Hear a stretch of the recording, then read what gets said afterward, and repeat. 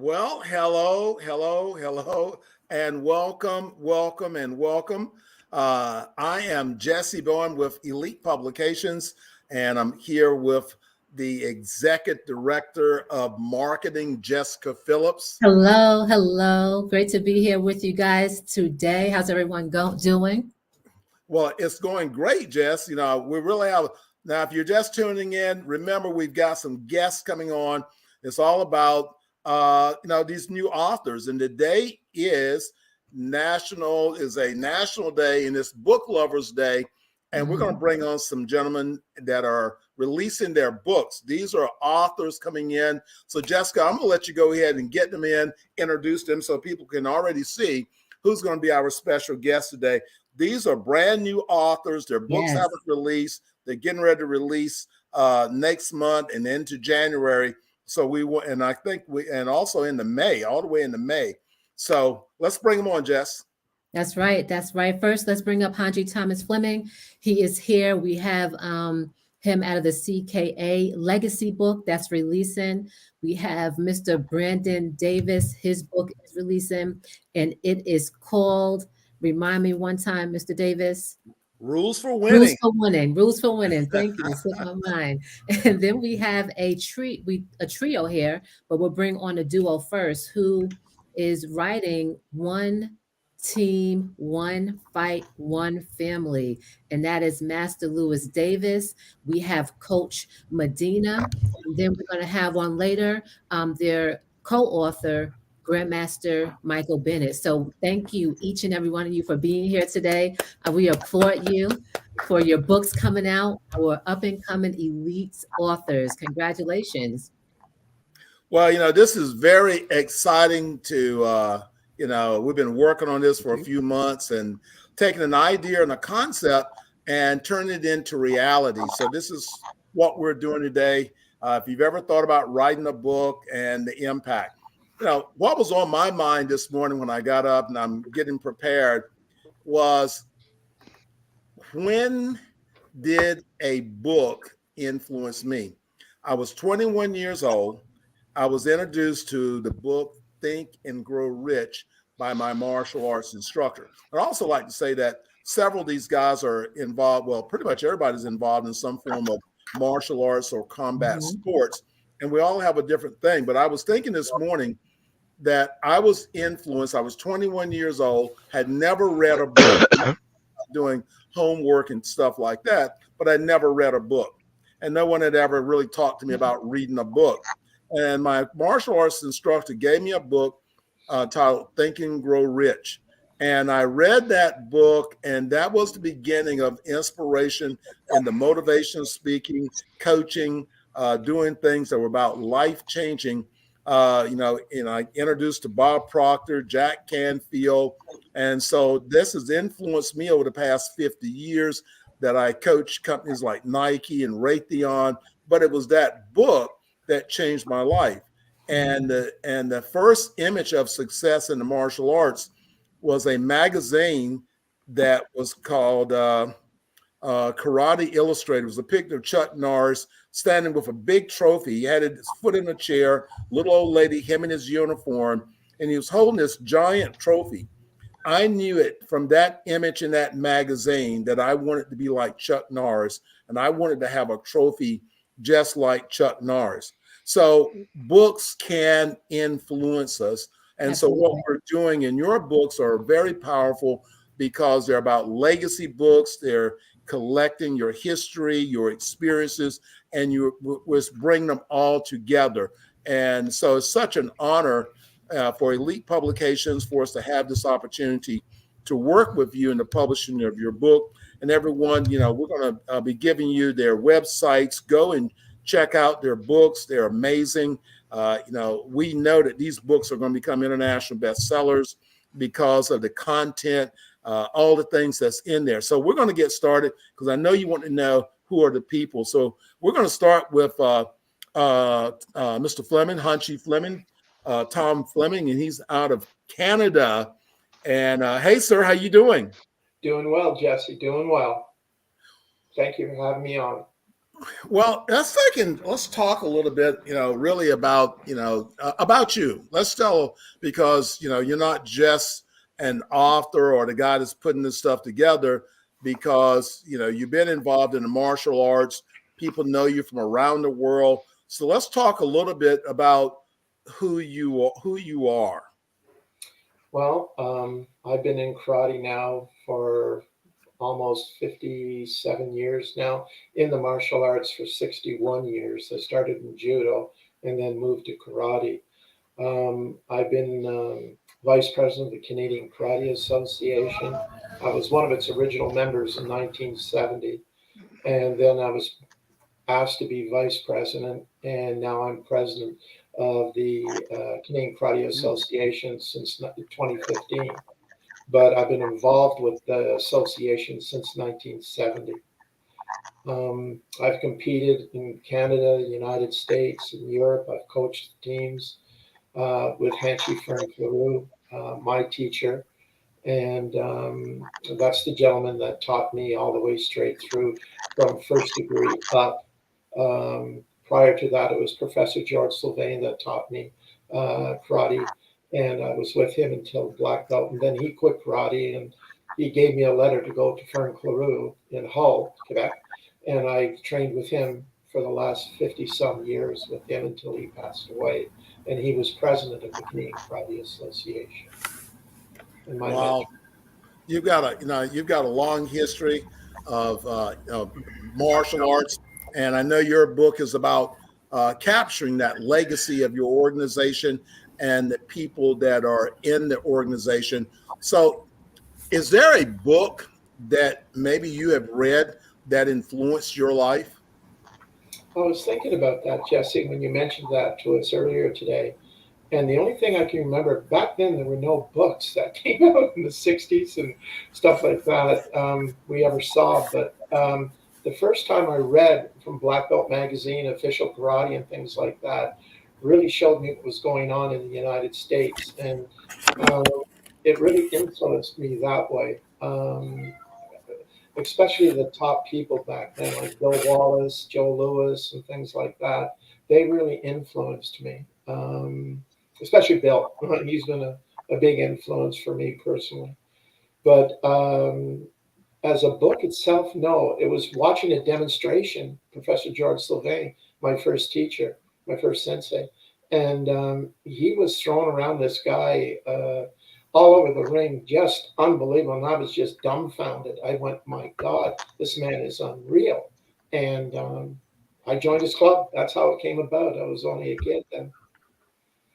Well, that is great. Now, if we would go back and think for a second about the martial arts magazines, what if they'd never been written? We probably wouldn't have this conversation, because the martial arts world would not have advanced to where it is without someone telling the story. Who are the competitors? Who are the people writing the inspirational articles? I mean, I had hundreds of magazines. I never threw one away. And actually, before I sold my school, I had a tournament, and I actually gave my kids, they got a trophy on a magazine. Magazines going back to 1970.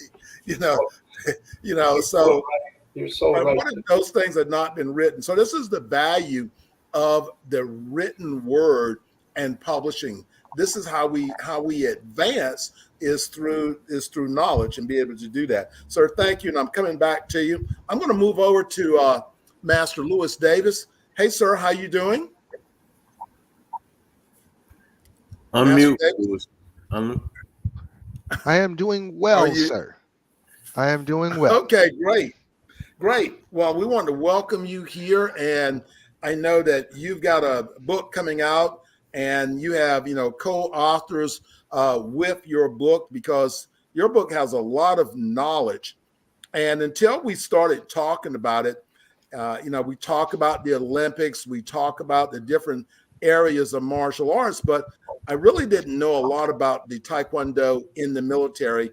We got a lot of friends that have been in the military, and they've studied the martial arts, but you have a very unique experience, because you're coming from the military and you're talking about your experience and the authors and the history and capturing something that I believe would be lost if you had not decided to engage in this book project. And I really think that it's going to impact the Taekwondo world, and especially any form of military, or even, young people thinking that are martial artists, thinking about going into the military, and some opportunities. So tell us a little bit about you. Then I'm going to go down the line to your co-authors and have them to share a little bit about themselves.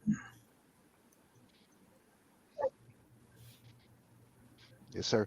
I am a native of Chicago, Illinois. I grew up in Minneapolis, Minnesota. When I was a child, I used to watch my father practice his basic blocking movements when we lived in Chicago. Every morning I got up, my father was in our dining room in his uniform practicing his basic blocks. That's what planted the initial seed. And I really didn't do anything about it until much later as I became a teenager. And during that time, I experienced quite a few traumatic events. And martial arts gave me something that traditional sports just wouldn't. And that was a fair and impartial chance. It welcomed me, it accepted me, it embraced me for who I was. And I was blessed to meet people that taught me to control my temper. And it wasn't until 1993 at the national championships here in St. Paul, Minnesota. That's where I first learned about the military. I was shocked, and I found myself combing the stands. Next thing you know, I found out that all four of our main branches at that time had a team, and I was sold. I enlisted the next year, and I came into contact with Grandmaster Bennett, who took me the rest of the way. He taught me everything I needed to stand on the stage beside him as a national competitor, and that was the beginning of my journey. Aside from that, I also practiced Chinese martial arts, a hybrid form of Southern Praying Mantis called Six Combinations, which I have resumed training since I left the military. Watching these two men, Grandmaster Medina and Grandmaster Bennett, and seeing what the example that they set as both athletes and as soldiers, that's, I can tell you with absolute certainty, it is not something that is easy to do. What inspired me to write this, and I'll start with the books. Simply put, there were two books that serve as inspiration. One is the Old Testament from the Bible, because there are tale after tale in the Old Testament came from nothing, of underdogs who became very powerful figures, who became leaders. The other is a book that speaks about Reginald F. Lewis called "Why Should White Guys Have All?" African American who had took Wall Street head on. He broke barriers. Those two served as the catalyst, and of course, learning how the military wasn't keeping track of what we were doing. Those were my inspirations. So Great. That is awesome. And that's what we really want to say about writing. And a lot of times we think it's complicated to write. And I know, Louis, when we started our project, it was like, okay, this is going to be overwhelming. But once we started and, we did the Zoom videos, we began to capture everything that needed to be. You are so right. On Zoom, and which had the transcript. So you don't necessarily have to sit down with a pen and paper and write, because we can interview you and begin to get your information. And this is how you started your book, with getting the information to write your book, was through Zoom videos and being able to take these transcripts and then transcripts to be able to break them down. So, if you're thinking about, well, I really have a story, but I'm not sure I know how to write, there's so many ways that we can support you at Elite Publications. Again, Elite Publications, check out the website, www.elitepublications.org. So I want to bring on your co-writers, and Coach Medina, let's bring you up. And I know you are in Puerto Rico, am I correct? No, really, I live in Georgia, Huntsville, Georgia, but I'm not sure. I grew up in Puerto Rico. Really, that's Oh, what well, I. you've been fooling me all this time. I thought I was talking to you, and you were But in Puerto Rico. You done faked me out. oh well. But I'm here in the United States for a long time, since 1979, because Well, that's when I came to the service. it was really great. I've seen the way that you three guys work together. And I guess I wanted to say what I love about you guys working together. You're a martial artist, and there's a protocol, and you guys are, supporting Master Davis and to bring this story out. So tell us a little bit about you. Well, I'm born and raised in Puerto Rico, a little town, a small town called Humacao. A country boy, So the first time that married with two children, two grandkids. By the way, all my grandkids is in the Navy now. He had to follow my legacy. It's not he gonna get beat up by me, anyhow. So, uh, so when I started martial art was in 1969. The guy was a green belt in Okinawa Karate, Louis Davis. So we don't have, well, we have magazine, no book. And guess what? This is me getting the magazine. Everything was in English. What I had to do, I look at the picture, I follow the picture. I made up something out of the picture. But what got me in martial art was, I was in elementary school. I got beat up with almost all my friends because I was really skinny. You talk about maybe between 60 to 70 pounds.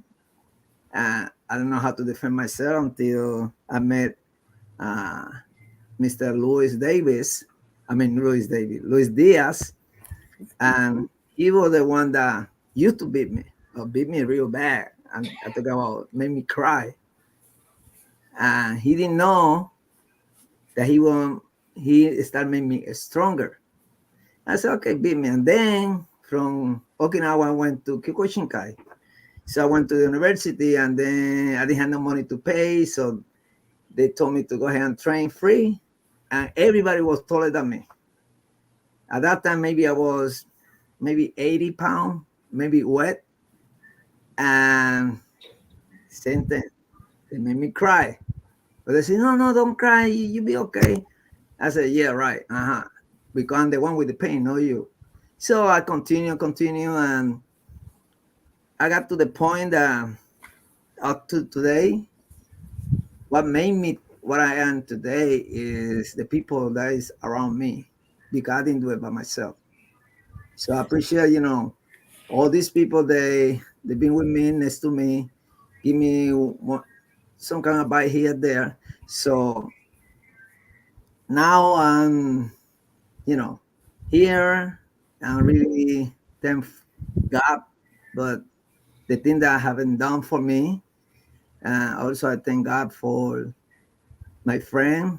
They are my family as well. When I need them, and now they are there for me, center with me when they need me. I'm there. And Davis, Coach Bennett can tell you about it, and other people. So I'm trying to learn how to be humble. Well, sir, I bet you the bullies that were beating you up back at that time, I bet they never thought you would actually be one of the people that would help archive the military Taekwondo. So all those bumps and bruises that we've taken, they make us stronger. Yeah. They make us stronger, because I think all the grandmasters have the same story, where they couldn't defend themselves, but they became world champions. So when you're knocked down, the power to stand up. And here you are today as one of the co-authors in the upcoming book that I think is going to really make a difference in the world. So I congratulate you on that. And so we'll move on here to Grandmaster Michael Bennett, and he's one of the co-authors, in the book. And The book is One Fight, One Family. No, One Team, No, one One team. Fight, One Family. So he is one of the co-authors there. So hey, sir. So take a moment. Let's introduce you. Then we'll be ready to get on the road here, talk about your books and things. Okay. My name is Michael Bennett, which you just heard part of my name. I was raised and born in Louisiana, which is Shreveport, Louisiana. That's where I came from before I got into uh, the military. And one of the reasons why I got in the military was to join the Taekwondo team because someone told me when I was learning martial arts in Shreveport that they had a Taekwondo team in the military. And I was surprised. So I looked into it and found out who the coach was, which at that time I was talking to Master Harris at the time, who was the coach.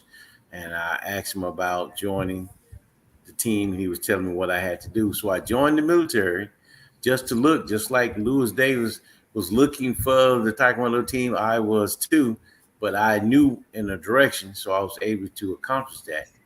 And once I got a chance to see what the Taekwondo team about, I thought I was one of the best, but I learned that there are a lot of guys way better than me. So I knew, matter of fact, that's why I saw Rafael Medina. He was there at the time, and I was like, wow, these guys are great. Made me feel bad, and I'm a heavyweight, and here this bantamweight looking better than me. So I knew that I had to step up my game. But I was fortunate to be a part of these guys. And the book tells you a lot about that experience from all of us and to give other people the knowledge of us being in the military and also participating in this sport to help represent the United States in another fashion, not just for pulling triggers, but for actually competition wise to show that, well, the U.S. is one of the best teams. And we wanted the world to know that we are the best, no matter whether we on the field or we in competition for this sport. But we did wanted to push that out. And I think that was one of the things why I got caught up in this because I wanted the best for the military as well as for the United States. Now, having said that, what Lewis was one of those products that I was able to find and gave an opportunity to see that he wanted to reach his dream, and that's what I got with him. But it due to me learning from Coach Clayton as well as Coach Medina, because these was the guys who I ran down to beg them to train with. But until I found out how hard the training was, I kind of want to know what I got myself into. But I was able to achieve things that these guys led me into a championship title as a U.S. national and so forth. But all I ever told to Lewis is that third generation of military taekwondo, and he came at a time where we was developing the programs. I was also going to different bases, which the books pretty much explain a lot of that, where I was going to these different military bases and setting up teams for all Army athletes or W class people to actually attend. If you go or get stationed there, you have somewhere to train. And that was my biggest mission. And I wanted to make sure everyone knew that, even though Fort Bliss was one of those starting points, because Coach Medina at that time would help me and we helped each other because he started teaching my kids, believe it or not, with his kids. So we build that bond and we build the reputation. Before I knew it, I knew what it took to set up teams for the military, and that's one of the things that we did. The book would explain a lot of that, that's pretty much it with me. I'm not the person that like to be up front, but I do know there's a lot of rich history here.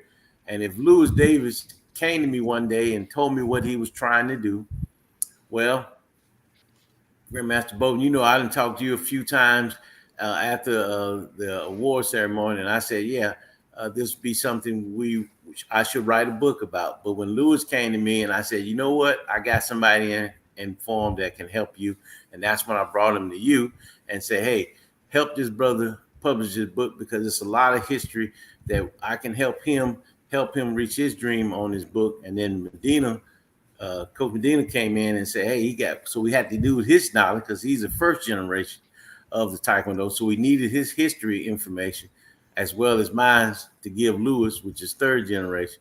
And I think that's what makes this book such a successful book to read if you want to really know about the martial art on the military side. Even though it's an individual sport, but I think it's a big enough story and, should I say, accomplishment for a lot of us who may not would have had this opportunity if it wasn't for the military Taekwondo team that actually helped each branch out and each individual for us promotion, for us going out there to have the confidence to actually make decisions on the battlefield as well as in the ring. So a lot of that comes from these guys, and I would never take that away from them, even for those who are not coming back. But we still honor those in the book, and I think that's important too, that we don't forget those who still sacrifice as well as part of this team that was on the team and eventually went to the next level. Right. I wanted to say thank everybody for giving me an opportunity. I want to thank Lewis, Coach Medina, who actually trained me, as well as Lewis. And Lewis in the book also explained how Lewis got the information because Coach Medina and Coach Clayton drilled it in me to have and always told me, continue to develop the system. And that's what I did. And that's what created Lewis and Kelvin, all those other guys because of that. So I'm proud. And I think hopefully this book would answer a lot of questions for a lot of people out there. Right, right. Well, everyone, that's what we're talking about. We're talking about the legacies, the stories, and how we take that information, which is valuable. Now, if this book had not been started and in this launch stage, that information would have been lost. A lot of information that people look like, even the young generation that's coming up, that's now in the military, they may not know the history. They know I'm training, I'm a part, but they don't understand the foundation. And a lot of times, if you don't understand the foundation, then the house will crumble. Things will not last. So I think with each of you, you're writing a book, being able to share that is powerful. And okay, Mr. Davis, you want to say something? Then I'm going over to Brandon. Okay, we're going to move on over to Brandon Davis. And hey, sir, how you doing? I'm doing well. How are you, Jesse? I'm doing great. I am doing great. And I know that, you have a dynamic book coming out, Rules for Winning. And, I know you are a speaker and you have taken your book. We love it.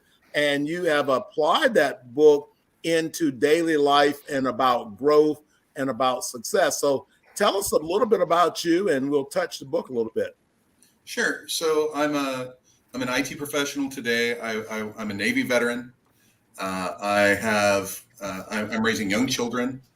I've been in a professional sort of life. I've been in a family sort of life. And the other thing I do, which is a little non-standard, is I participate in full contact armored combat. And that is where we wear full medieval armor and steel weapons. And we fight full contact. We can submit through pain, or we can put them down and take them out of the fight that way. It's a team-based sport. So typically I'm in the list with 4 other teammates and we're fighting a 5-man team against us. Well, how did you come up with the concept of your book? So, my time in the Navy, I was fortunate enough to lead toward the end of my time there in the Navy. And I learned some hard lessons. When you're on a boat and you've only got the mentors there in front of you. And if you don't click with the people around you, you're going to struggle. And so some of my lessons were trial and error, and some of them were just learning ways to get along with people who knew more than me. But those early lessons kind of stuck with me. And then, I transitioned into a civilian professional life, and I kept noticing that a lot of the managers and leaders around me were sort of struggling to build a team that could succeed or could, perform at a high level.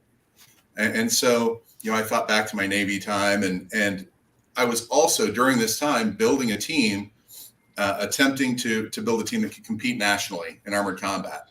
And as I began to apply the principles I'd learned in the Navy, I found that I was having some success. It took us to 3 national championships. We're here in Tulsa, Oklahoma, which is basically flyover country, and we're competing with places like California that have massive population density to draw talent from.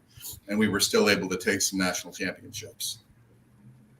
Wow, and that is great. So your book, Rules for Winning, and again, that is awesome. And everyone, again, having the opportunity to read through your material, to take a look, there's a huge message in there. So, Hutchie Fleming, Tom Fleming, tell us, what is it that you would want? You got people from all over the world, and the uniqueness about your book, and which is that your book is actually in English and French.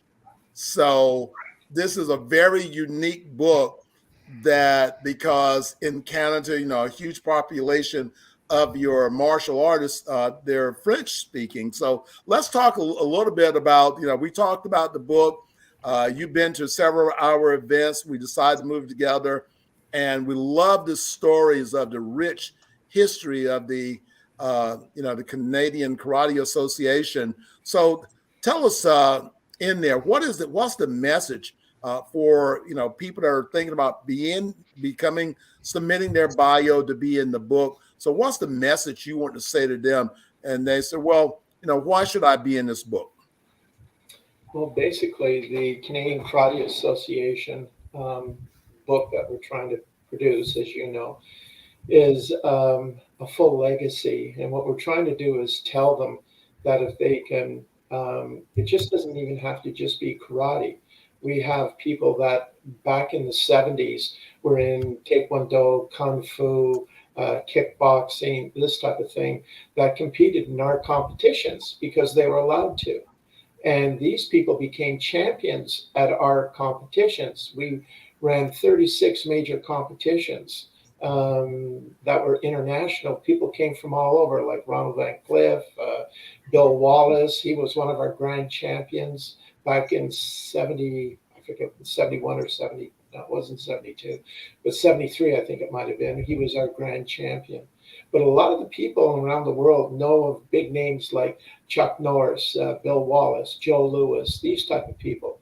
But when it comes to the Canadian history, they really don't know too many of them. You have greats like Walter Slokey, Harry Villeneuve, Ted Martin, Danny Riche, who's Taekwondo. I mean, this kid could fight like you had to see these men fight, and they were true champions.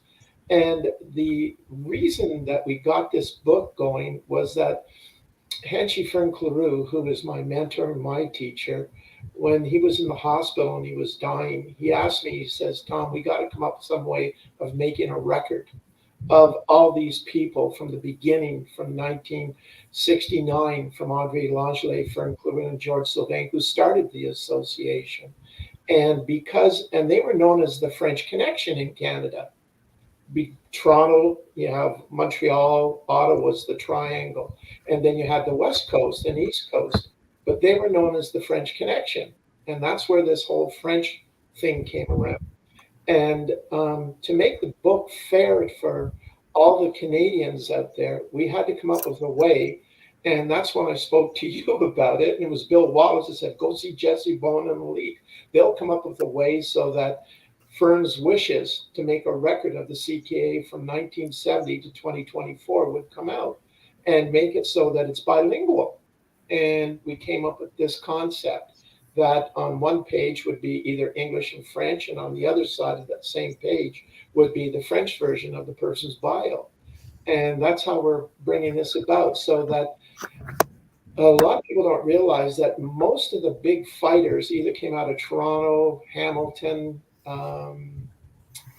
in that area, Ottawa, the Outaouais, it's called, the Ottawa area, Hull, Gatineau, and then down to Montreal.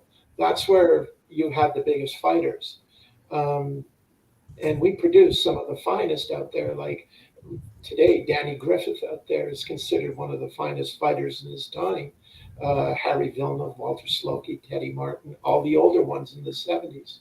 But this whole concept of getting this book together was basically after talking with you and getting the education and knowing how to do it, because I didn't know how to write a book. Let's be honest, guys. I had no idea. And I went to Las Vegas with Bill Wallace, and I met the team at Elite, and they came up with the idea of this biography type book where everyone wrote their own biography and put it in, and I did a small history. And this is how this all came about. And I just wanted to complete a wish of my teacher, Hansi Frank LaRue, that there was um, some kind of record on all these people so they're never forgotten. Like you mentioned on the Taekwondo, all the people that we inducted into our Canadian Karate Association Hall of Fame, the ones that have passed away, are now in the book. We have them in the book, so they're never forgotten. And that was Hanshi Clarue's wishes to have this done. And this is how this whole book started to evolve. And it's been since last November. And the impact on my life has been unbelievable. Reading all these different bios on these black belts. And it's really inspiring me, I'll tell you that. It really inspired me reading about all their accomplishments. And that's where I am right now in this book. That's about it. I can tell you. We thank you. We thank you so much. That's such an inspiring story. And we're glad here at the Elite Publications team, we're glad to have each and every one of you, as clients. I mean, you guys, we have some clients and you guys are at the top. You're one of the best. So the work, Well, they're gone. We lost them. We did. It's just Yeah, something happened. just authors now. uh-oh, can you see me? We see Yeah. them. Yeah. All right. Yes. Oh, Someone's going man. to take over this interview. So we thank Hanchi Fleming for that story. We thank you for entrusting Mr. us with Davis, your work. please keep in touch. Yes, sir. So we're not done here. We lost Hanchi Bowen. We are still live, but we want to make sure that we continue to flow. He'll be back here in just a second. So again, if you guys are interested, if you're viewing and you have the same story as Hanchi Fleming about not knowing how to write a book, or the same story as Master Lewis Davis, I think he mentioned that too, not knowing how to write a book, the Elite Publications team will absolutely take care of you. We have a phenomenal team. I'm not saying that because I'm biased. I am a little biased, but we do have a phenomenal team, and we will help you from A to Z. So if I can kick this over to Master Davis, what inspired you to write your book about the history of the Taekwondo? To write the book? Yes, sir. What really started this was a visit. What really started this was a visit to Pickens, South Carolina, to one of my predecessors, a former lightweight champion named Reginald Perry. The way he spoke about the Armed Forces Taekwondo team, not just the Army, but the Armed Forces team, he said it gave him goosebumps. And that sparked a curiosity. I started wondering, where did all of this come from? So the first question I started asking some of my teammates when I got back to Germany, I started asking Master Medina, how did all of this start? A lot of people said talk with Bruce Harris, one of the coaches that's recognized, but I couldn't get any straight answers. I couldn't find a stepping off point. A lot of people started mentioning Master Medina, Pedro Laboy, and Mark Green as these three were the ones that kicked it off for the military. It wasn't until 2007 when Grandmaster Medina put up a website that shed some light on things, gave me a starting point. And that's what triggered it. I wanted to honor the easiest way to say it. I wanted to honor these two gentlemen that are my co-authors and everyone else that came before me. as I understood the importance of looking to the past to see what those people went through, to fuel my own efforts to push forward. Anybody that strives for greatness, you are going to be tested. You are going to come across barriers. You are going to be challenged. Your faith Mhm. is going to be challenged. Your faith in God, your faith in yourself, your faith in your abilities. All of those things are going to be put to the test, and it's going to be a painful process. But you have a choice. You can quit and run for the hills like a lot of people do when the going gets tough, or you can dig your heels in and keep going. The US champions have a saying, there is no traffic on the extra mile. And they're right. I took the hard road to move forward. And I'll use Coach Bennett as an example. After my first year with the Army team, he and the rest of my teammates at Fort Hood kept telling me that I should go to Korea and continue my training there. But I wanted a different path. I wanted to do something that no one else was doing, which was to compete outside of the United States on my own in a different country other than Korea. And that yielded fruit. So by the time I arrived in Korea, I had some experience under my belt. And the Koreans took me the rest of the Okay. and Am I here? it's my That's hope yes, sir. that Okay. that people see that. And that's great. You know, that's what we really want to do. There's a whole Yeah, lot so of we see you stories now. here. Um, but that is it's sir. Okay, so we're gonna, and that's great, and that's what we really At the want end of to the know, day, that it's this is about what. knocking down barriers because when you put that uniform on, Nope. Yeah, there's just is a little slight delay Yeah. on someone's end. So uh, um, I couldn't hear we you. Yeah. we appreciate Mr. Davis, Master Davis, telling his story and being impactful and getting the history. You know, between Grandmaster Bennett, Grandmaster Medina, and Master Davis, getting the history and putting it down. And that's what you guys are doing. It's the same with Hanshi Fleming. Our tagline here at Elite Publications is "Everybody has a story. You just have to get it out." So we applaud each and every one of you for taking that initiative and getting it out. Hanshi Bowen, did you want to add something to that? Am I having some delay? No, sir. It's Okay. not you. It's not on Okay. your All end. right. Great. All right. Well, let's go on to Brandon because we're getting ready to wrap up here. Again, everyone, this program is really introducing you to our upcoming authors, Elite Publication. You know, we had National Authors Day last week. So what we decided is take a whole month and really share with everyone who are our authors, who are the people that are taking the steps to actually write their book, doing something that will empower. And we want these authors to be an inspiration to you. If you've ever been inspired to do something you feel like you cannot, then this is the time you can do that. So we're going to go into our final question with Brandon Davis, and of course he has a new book coming out, and it's called The Rules for Winning. So Brandon, let's take and ask the question of you. You know, what would you say to someone that's been thinking about an idea? And I know you've got several ideas you've been thinking about, but what would you say to someone that's holding on to an idea, to a concept, but they're afraid to take the steps? I know we met through Randy Blake, and Randy had a book out, which was a really inspirational book. So I'm going to wrap it up with you. You know, because we want to make sure we get some good things in there about your book. So what would you say to someone that's sitting on the sideline, you know, well, I'm thinking about it, writing a book, I can't write a book, or what would you say to someone about taking that first step? And because your book will be able to change someone's life, what would you say to that person? I would say to do it. You know, writers write, that's what they say. And just starting to put the words on the page will help quite a bit.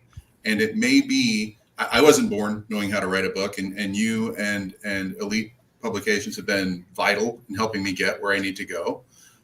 But just starting is what makes it happen. And you know, working with you, you've been with me through 3 surprise surgeries now, helping me get this book into the world.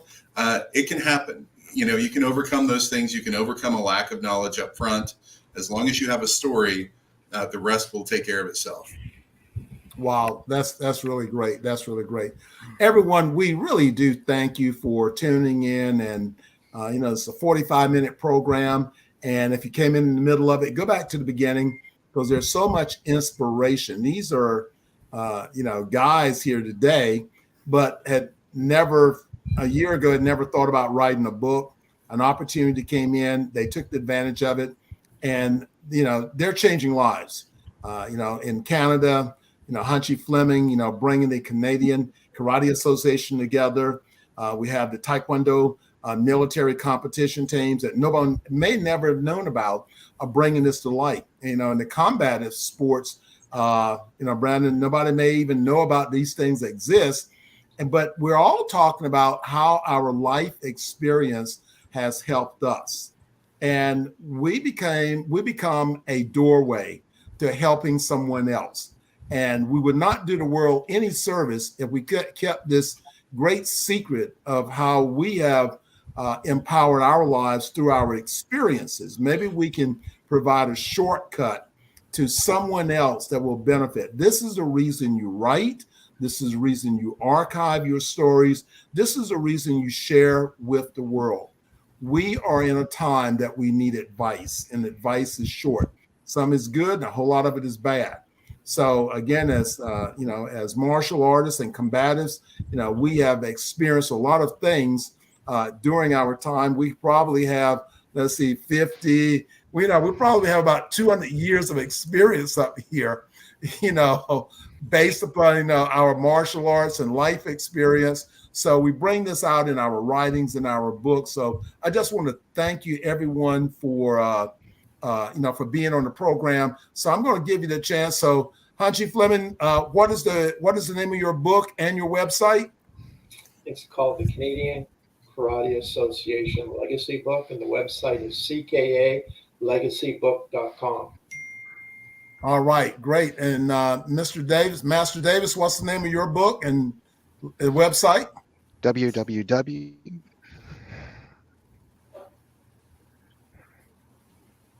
Okay, I think we cut off that. Say again, sir. I could. You chopped in and out. It's www.onetameonefightOneFamily.com. Am I correct with that? Yeah, you are. Okay, great. All right, so that's your website. And Brandon, Yes, what is your website, book and website? Yes, sir. That it is. My book is Rules for Winning, and it's at BrandonDavis.com. All right, everyone, remember, everyone has a story. You just have to get it out. Go to Elite Publications, and that's www.elitepublications.org. And remember, check out our brand new website. We're here to support you. Hey, have a blessed day.